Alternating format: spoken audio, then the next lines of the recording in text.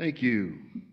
This reading that Lisa shared is what the staff and I put together at a recent retreat. It's sort of something Anastasia and I started working on, but we kind of updated it. It hasn't been approved by the board, so I just tested it out on you. But it's really important that we understand the words that we use, like love and beloved community. What are we talking about? That's what an interpretation of our global ends that we exist to create the beloved community by inspiring and empowering all souls to live bold and compassionate lives. So what do we mean by that? And that's what Lisa read, some of that interpretation. And I want to share a little bit more. We hold that the beloved community is real. It's not a utopian fantasy. It's real. It already exists as moments and for periods of time. It is an inspiration we can experience daily and an aspiration we seek for ourselves and the world. We strive to be able to both experience and sustain beloved community. We strive to have it exist within UUCA. We will seek to transform society from the inside out, starting with ourselves first, like a fractal pattern or a Fibonacci sequence, a repeating pattern. We know that changing ourselves can, in fact, change the world. We work to share our way of life with people in Annapolis, Anne Arundel County, and Maryland who align with the practices of beloved community, because beloved community is ours, but not ours alone. We seek to connect with other beloved communities outside our doors, because we believe in creating a world of beloved communities. And I just love it. It's so descriptive. It envisions a space where we can bring our whole selves, where we can bring our values. And this church year, I hope that you will share that message with more people, because we have something dynamic, something special. There's nothing like us in Anne Arundel County. Go ahead. Our worship leader and Wellspring leader, Cindy Atley, she's been really talking to me about, hey, we need to have a UU elevator pitch. And we've been talking about this, and she's right, and there are many, there's several out there. But I think after a lot of changes after the pandemic, we need sort of, what are we now? And the one she gave me goes a little something like this. I changed it a little bit. As Unitarian Universalists, we're non-creedal, we're values-based, and we're more spiritual than religious. Check out our website.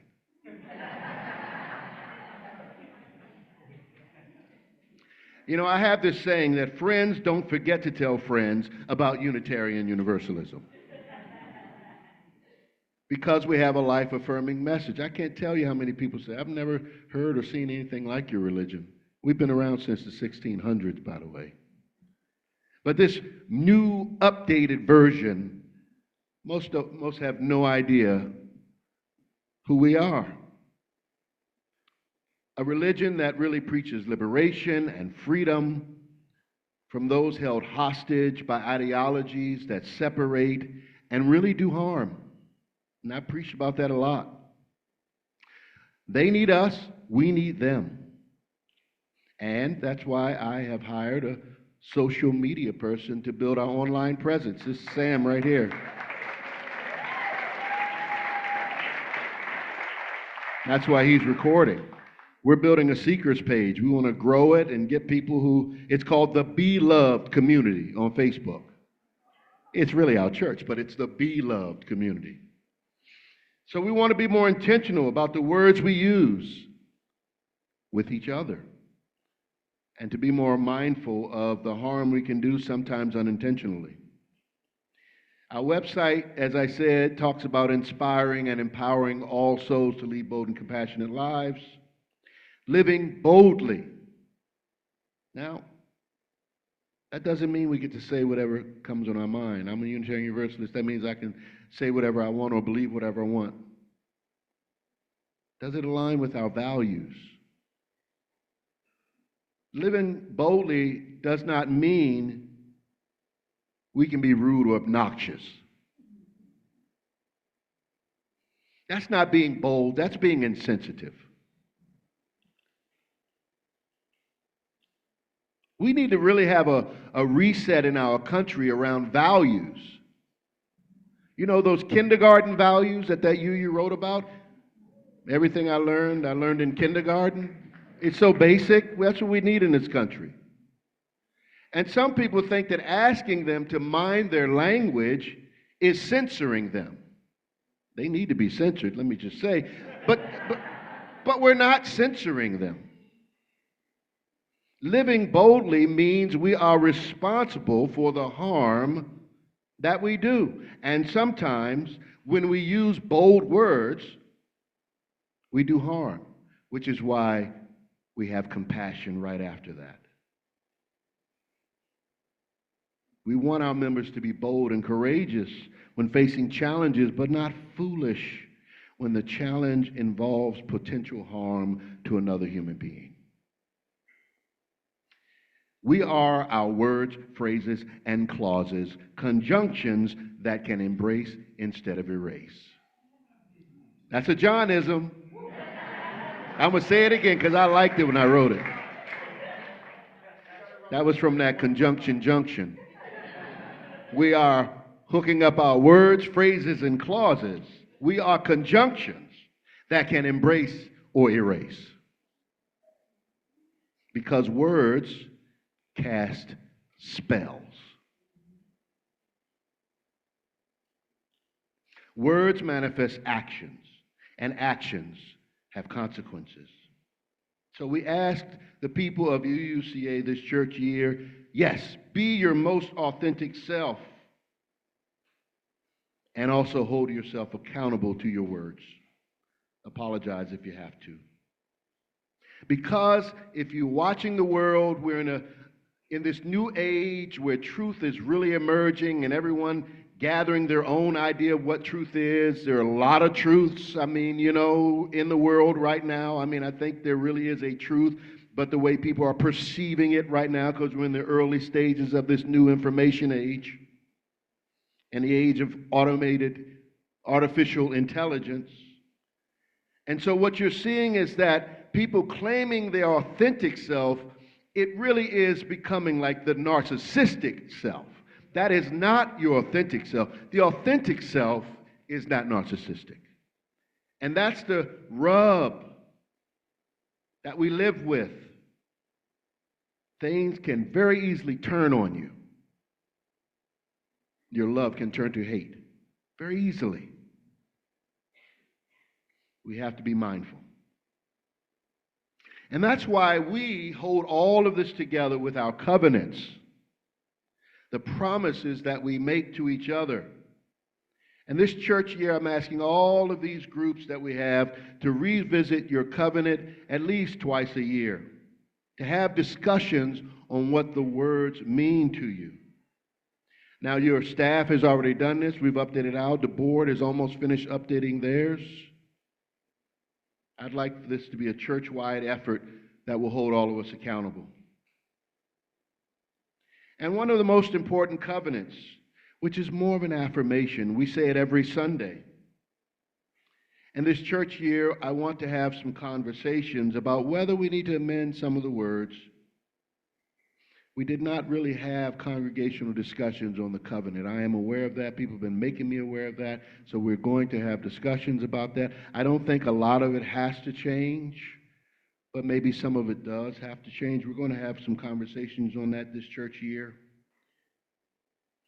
The part I hope doesn't change, I don't expect it will, is the idea that love is the spirit of our people.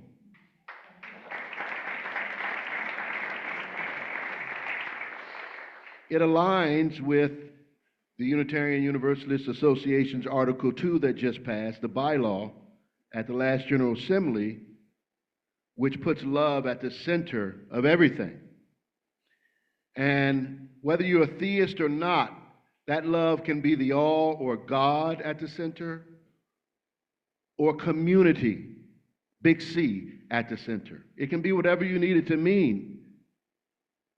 And then we have this cute little pig that we're using called Jet Pig. Just remember, Jet Pig, because that's how you remember all the other flowers around love. Jet Pig. Jet, J, justice. E, equity. T, transformation. P, pluralism. I, interdependence. And G, generosity. Now, I'm not going to speak on those, but I do plan to explore these values throughout our church year. But I do want to speak on love briefly. Love at the center, because I believe that to create a beloved community, or the beloved community, we have to know what love is. I want to know what love is. Want you to show me. It's a great song. I mean, yeah. It's a good question. I can be dramatic. Love is a human being or group's highest expression of good, or take away O, God. Love is a community's highest expression of good, or take away an O, God. That's a simple explanation. What do I want in my work relationships, in my family relationships, in my church relationships? I want to be my best self. I want to express and articulate my highest hopes. I want to be confronted, or comforted, I should say, when I'm worn down. I want to love and be loved in return. I want to do good and have good done to me in return. But what does it mean to do or be good? Here are some words: virtuous, high standard, high quality, ethical, a benefit or beneficial, moral, be a gain. So, I want to love. I want to be a high quality person. I do. I want to be an ethical person. I want to be a person that is a benefit to others. I want to be a moral person. I want to be a person that seeks to gain good standing by the words, by the good words and actions that, by an example, will move other people to live their best lives. That's what love at the center is for me. And so this church year, let's talk about love and how it flowers when it is held in the heart. When we understand how to love each other, then we can truly trust each other. You grow at the speed of trust. Then we can create even more amazing things together. Amen? And this church year, I also want us to think about the spaces that we occupy. We own, I think, 7 acres. And this church year, I want to think about us to think about our land and talk about how we can be more welcoming with our land. We do have some land for sale on North Lawrence.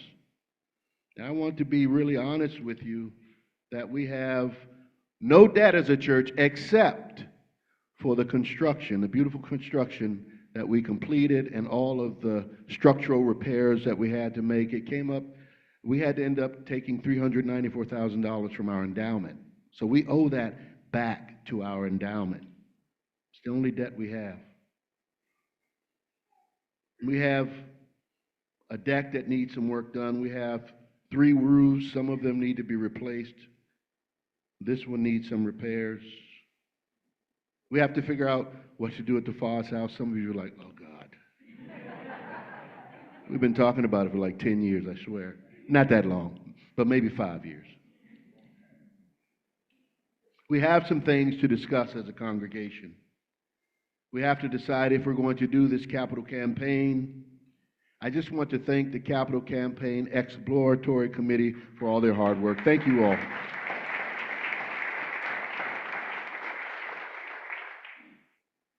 I want us to go to another level. I don't 100% know what that means, but part of it is that we become more philanthropic. I still envision a church that has more money and resources than it knows to do with. When I tell some people that, they look at me like I'm crazy, but I know it's possible. Let's give more grants away. Let's not argue about like whether we have enough money to give enough grants away. Let's argue about how much we're going to give away. Let's grow our endowment for the future. Let's create more revenue streams other than our pledge income and fundraisers, because 21st century church is not sustainable in the old way of just pledging and fundraising. We have to create new revenue streams. So we need to create new diverse revenue streams that bring diverse communities to our beloved community. We have to think larger, broader, and without fear of loss. So this church year, the cliche is so true. Let's think global and act local. Expand our horizon. Agree that we have the power to have a larger impact.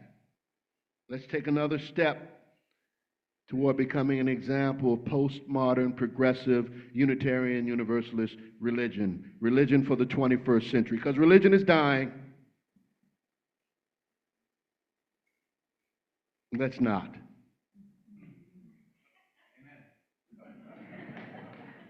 Yeah, let's not. I want us to be the go-to place for inclusion, for racial diversity in Anne Arundel County. And that means that we have to recommit to being an eighth principle, anti-racist, anti-oppressive, multicultural community.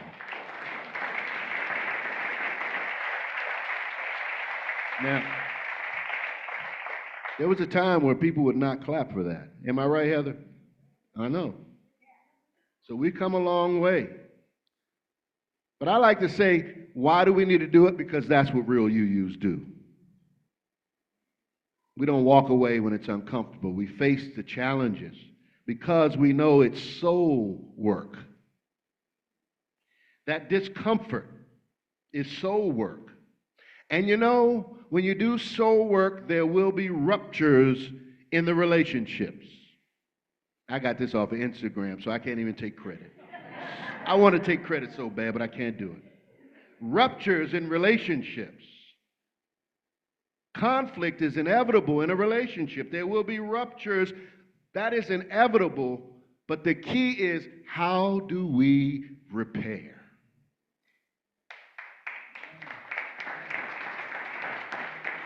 All good relationships know how to repair. Now, if you're stuck in your rupture, think about your repair skills. Think about maybe why you can't find forgiveness at your work. We're going to explore this more this church year. Because we must do repair work, our country too. I believe we are now entering a phase of repair. In November, a lot will happen in this country. A lot of us are worried. I'm not. I'm very optimistic. But I pledge to you, no matter what, your staff, I will be here for you, come what may, to continue this fight for social and environmental justice. Because racism still exists, misogyny, homophobia, women's suffrage, environmental ignorance, and the threat of the end of democracy. All that stuff still exists. It's potentially on the line in November.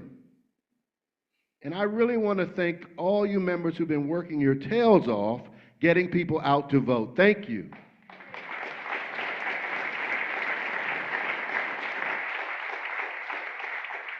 Now, speaking of the environment, September 29th, we have a big Sunday. It's going to be a service, an after hour, all connected together, a climate justice collaboration with our association, with the UU Climate Justice Network, and the Side with Love campaign. It's called the UU Climate Justice Revival Sunday, September 29th. More to come. Stay tuned for that. And lastly, I want to say that another thing to expect this church year is new technology that will help us connect better. I think that was Stacy on the staff back there saying yay.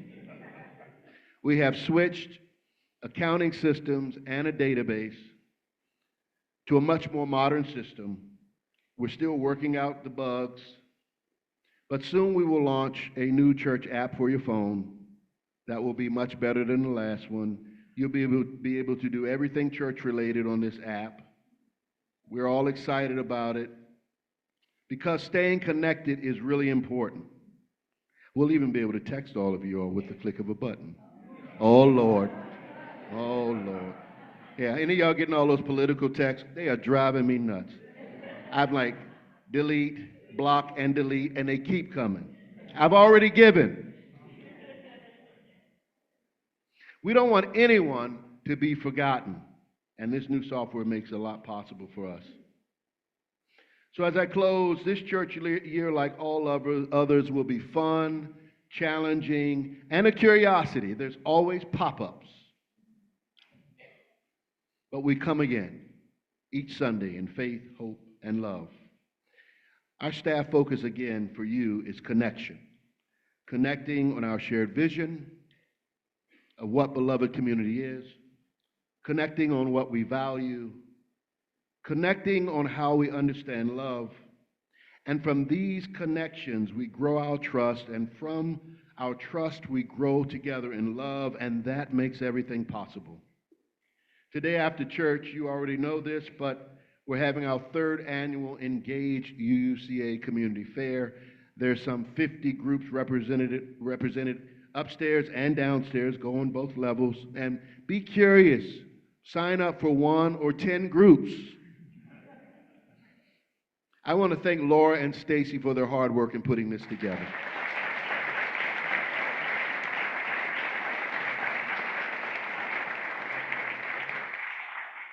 So in a few weeks, we are kicking off the new church year, September the 8th. And we'll have our water communion and backpack blessing, and fall approaches. The kids go back to school. Life goes on. And as I think about this new year we're entering, it reminds me of how really simple all that we do is. We're welcoming, we want people to come here and hear a good message from the pulpit, listen to some inspiring music, build quality relationships, faithfully serve others, grow your soul. And I think the UU musician Jim Scott captures it well as I close. He says, we gather in peace. We gather in thanks. We gather in sympathy now and then. We gather in hope, compassion, and strength. We gather to celebrate once again. Let's have a great church year. May it be so. Amen.